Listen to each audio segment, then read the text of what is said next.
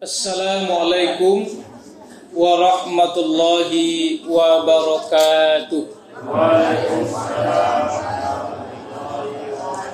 Alhamdulillahilladzi anzala ala abdihil kitab wa lam yaj'al lahu 'iwaja. Asyhadu an la ilaha illallah wahdahu la syarika lah. Wa ashhadu anna sayyidana wa nabiyyana Muhammadan abduhu wa rasuluh sallallahu alaihi wasallam alladzi la nabiyya ba'da. Amma ba'du. Bapak-bapak, ibu-ibu, generasi muda Islam, insyaallah dimuliakan oleh Allah. Bagi adik-adik kita yang mencatat judul ceramah agama kita malam ini, yaitu janji Allah bagi orang yang bertakwa. Allah Subhanahu wa taala berfirman dalam Al-Qur'an, Bismillahirrahmanirrahim. Ya ayyuhalladzina amanu kutiba 'alaikumus shiyam kama kutiba 'alal ladzina min qablikum la'allakum tattaqun. Hai orang-orang yang beriman, kata Allah, diwajibkan kepadamu puasa sebagaimana yang telah diwajibkan kepada orang-orang sebelum kamu, la'allakum tattaqun, agar kamu menjadi orang yang bertakwa. Puasa Ramadan merupakan salah satu bentuk atau wadah yang disediakan oleh Allah untuk mencetak orang-orang yang bertakwa. Namun di akhir ayat surat Al-Baqarah ayat 183 tadi Allah kunci, la'allakum tattaqun. Tidak ada kata kepastian di situ. Hanya ada kata-kata la'alla, pengharapan, mudah-mudahan, agar. Kenapa kaum muslimin Allah tidak mempastikan di situ? Karena kata Rasulullah, kam min sa'imin laisa lahu min siyamihi ilal ju' wal atas. Berapa banyak orang yang puasa namun yang mereka dapatkan hanya haus dan lapar. Lantaran kenapa Bapak Ibu kaum muslimin jemaah tarawih yang dimuliakan Allah? Ada di antara kita yang menyikapi puasa itu menahan haus dan lapar dari terbit fajar sampai terbenam matahari. Namun jauh dari itu, puasa adalah menahan segala yang membatalkan pahala ibadah puasa selama 1 bulan penuh.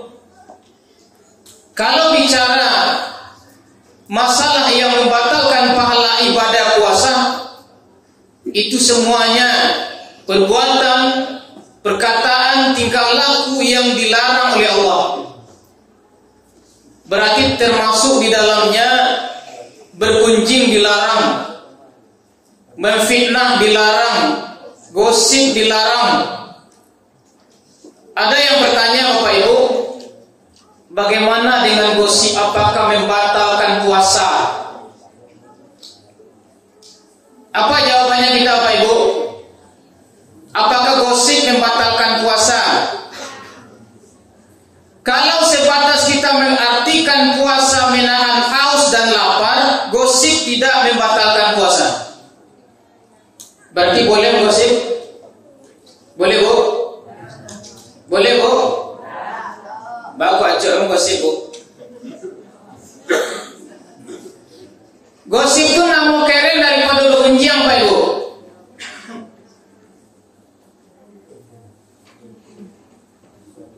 Jadi kalau kita mengartikan puasa itu menahan haus dan lapar, menggosip tidak membatalkan puasa.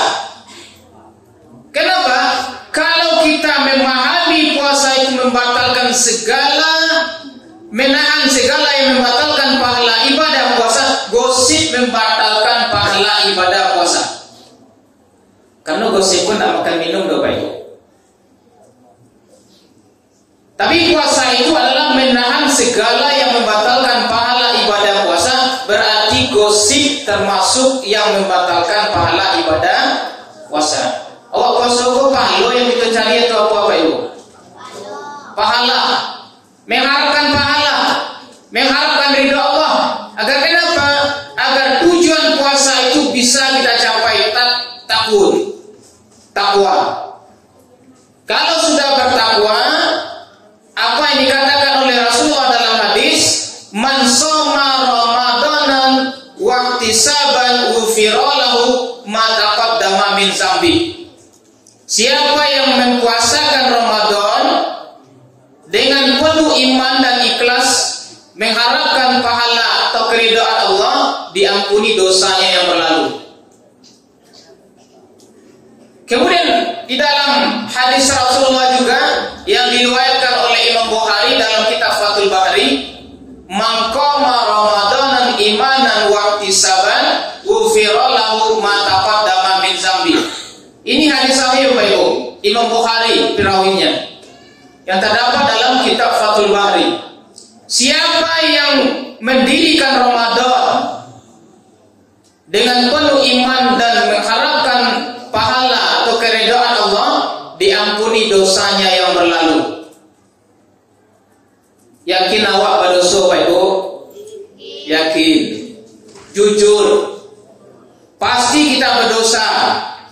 Baik dosa kecil ataupun dosa besar. Baik dosa yang disengaja ataupun dosa yang tidak disengaja. Tidak ada manusia di dunia ini yang tidak berdosa. Maka Allah katakan karena kita berdosa, wasari'u ila maghfiratin min rabbikum wa jannatu 'arduhas samawati wal ard u'iddat lil muttaqin.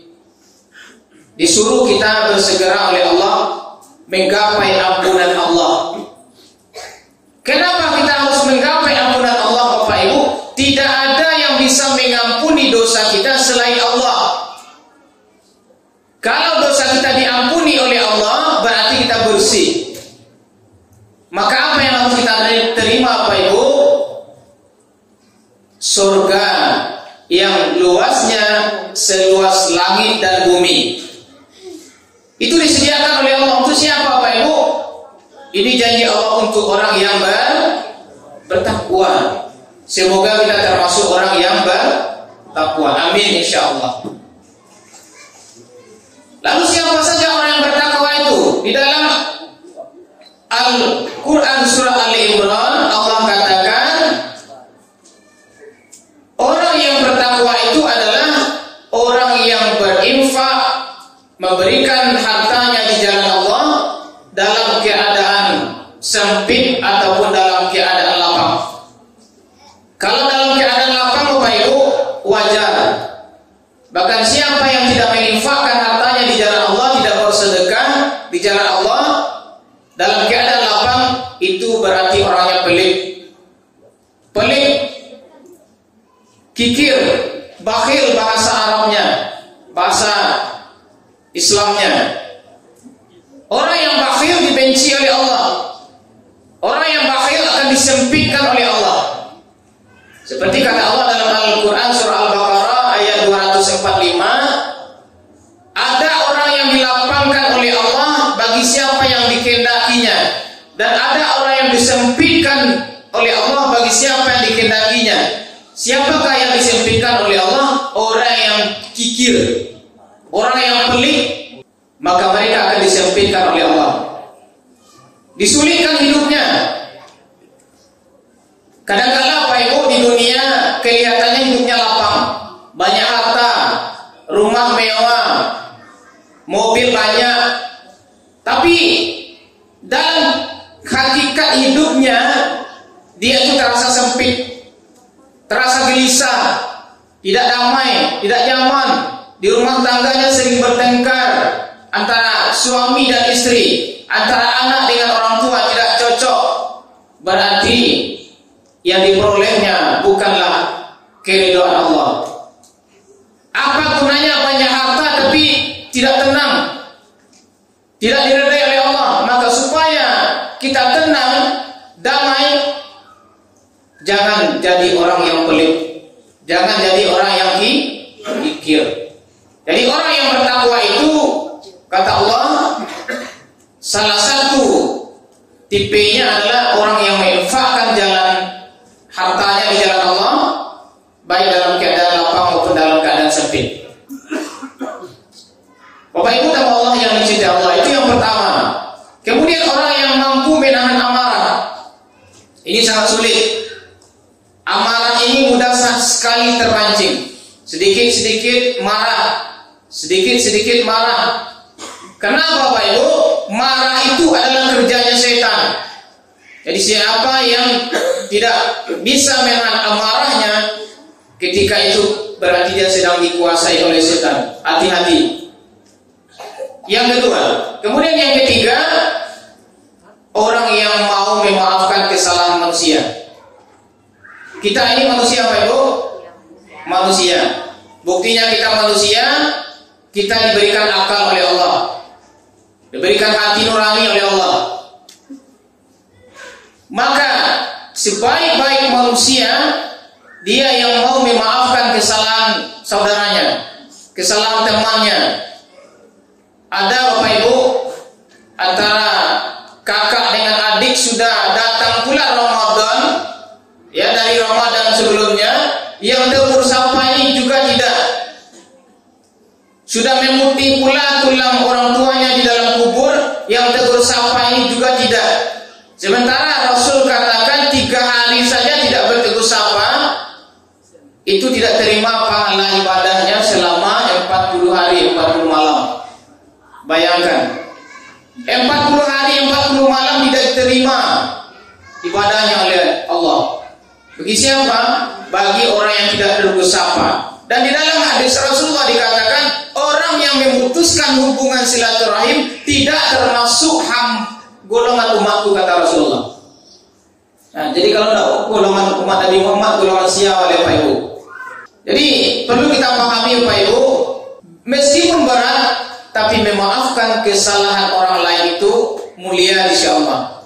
Sebab kenapa? Orang yang paling mulia di sisi Allah itu adalah orang yang memaafkan kesalahan orang sebelum orang lain itu minta maaf. Kalau Allah minta maaf, dia kita maafkan Pak Ibu, itulah biasa. Tapi memaafkan sebelum orang itu minta maaf, itu luar biasa. Bapak Ibu dan Allah yang dicintai Allah, sedang jemaah tarawih yang berbahagia. Kemudian orang yang bertakwa itu adalah orang yang apabila dia terlanjur berbuat dosa, menganiaya dirinya, fastaghfaru li dzunubihim. Dia langsung bersegera beristighfar, memohon ampun atas dosanya. Sebab kata Rasulullah, ittaqullaha haitsuma kunta wa asbi'is sayyi'atal hasanah. Ini kuncinya, wa asbi'is sayyi'atal hasanah. Apabila kamu terdorong, terlanjur berbuat salah, berbuat dosa, berbuat keburukan, wa asbi'is sayyi'atal hasanah, iringi dengan kebaikan. Iringi dengan kebaikan.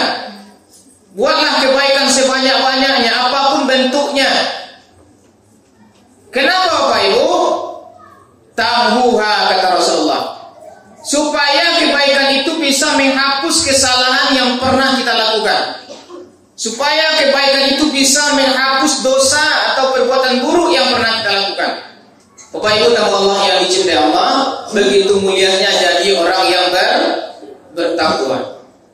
Lalu apa janji Allah pada orang bertakwa itu? Yang pertama, surga. Seperti yang disampaikan oleh Al-Quran surah Ali Imran tadi, surga seluas langit dan bumi. Kemudian dalam surah At-Talaq Allah katakan, wa may yattaqillaha yaj'al lahu makhraja. Itu janji Allah pada orang bertakwa. Allah akan carikan jalan keluar terhadap persoalannya, baik persoalan di akhirat maupun persoalan di dunia. Allah carikan jalan keluar. Kemudian wa may yattaqillaha yaj'al lahu min amrihi yusra. Siapa yang bertakwa kepada Allah, apa janji Allah? Akan dimudahkan segala urusannya. Bapak Ibu dan Allah yang dicintai Allah. Kemudian terakhir, apa janji Allah bagi orang yang bertakwa? Allah akan muliakan derajatnya baik di dunia Itu janji Allah. Asalkan kita bertakwa kepada Allah. Dalam artian secara bahasa takwa itu takut. Pada siapa? Pada Allah. Namun takwa itu adalah berhati-hati di dalam hidup. Ibaratkan seorang yang berjalan, dia jalannya ditaburi oleh duri, kiri kanannya penuh dengan duri, dan dia mesti berhati-hati supaya tidak tertusuk oleh duri. Begitulah orang bertakwa. Dia mau ngomong, dipikirkan omongannya dulu. Dia kalau mau bicara, dipikirkannya dulu. Dia tidak menyampaikan apa yang kata hatinya, tapi dipikirkannya dulu. Kalau ini saya sampaikan, apakah orang tersinggung apa enggak? Kalau ini saya omongkan, apakah orang tidak tersakiti apa enggak? Begitu orang bertakwa. Kalau ini saya sampaikan sesuai enggak dengan agama? Kalau seandainya tidak, berarti dia tidak jadi. Begitulah orang yang bertakwa. Semoga Ramadan kali ini memang benar-benar menjadikan kita orang yang bertakwa, sehingga di sisi Allah kita selalu menjadi orang yang termulia. Hendaknya amin ya rabbal alamin. Wabillahi taufiq wal hidayah. Assalamualaikum warahmatullahi wabarakatuh.